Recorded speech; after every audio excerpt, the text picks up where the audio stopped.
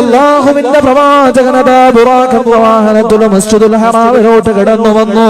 അവിടുന്നതാ ചരിത്രങ്ങൾ ഉറങ്ങുന്ന ഫലസ്തീനിന്റെ മണ്ണിലേക്ക് യാത്ര തിരിക്കുകയാണ്.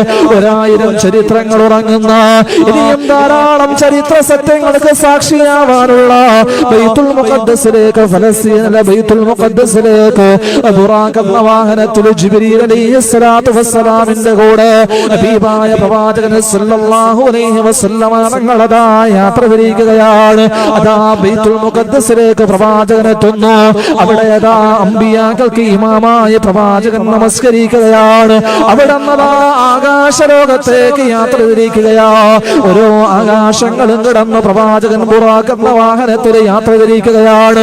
ഒന്നാം ആകാശവും കിടന്ന്, രണ്ടാം ആകാശവും കിടന്ന്, മൂന്നാം ആകാശവും കിടന്ന്, സപ്തവാനങ്ങളും താണ്ടി കിടന്നുകൊണ്ട് പ്രവാചകൻ യാത്ര തിരിക്കുകയാണ്. ഓരോ ആകാശങ്ങളിലും ഓരോ പ്രവാചകന്മാരെ കണ്ടുമുട്ടുകയാ. ആദം നബി അലൈഹിസ്സലാത്തു വസ്സലാമിനെ കണ്ടുമുട്ടുന്നു, ഈസാ നബിയെ, യഹ്യാ നബിയെ കണ്ടുമുട്ടുന്നു, മൂസാ നബിയെ കണ്ടുമുട്ടുന്നു, ഇദ്രീസ് നബിയെ കണ്ടുമുട്ടുന്നു, ഇബ്രാഹിം നബിയെ കണ്ടുമുട്ടുന്നു.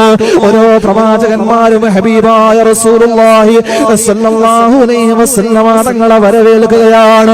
അല്ലാഹുവിന്റെ പ്രവാചകന് ആശംസകൾ അറിയിക്കുകയാണ്. അല്ലാഹുവിന്റെ റസൂൽ അവിടെ യാത്ര തിരിക്കുകയാണ്.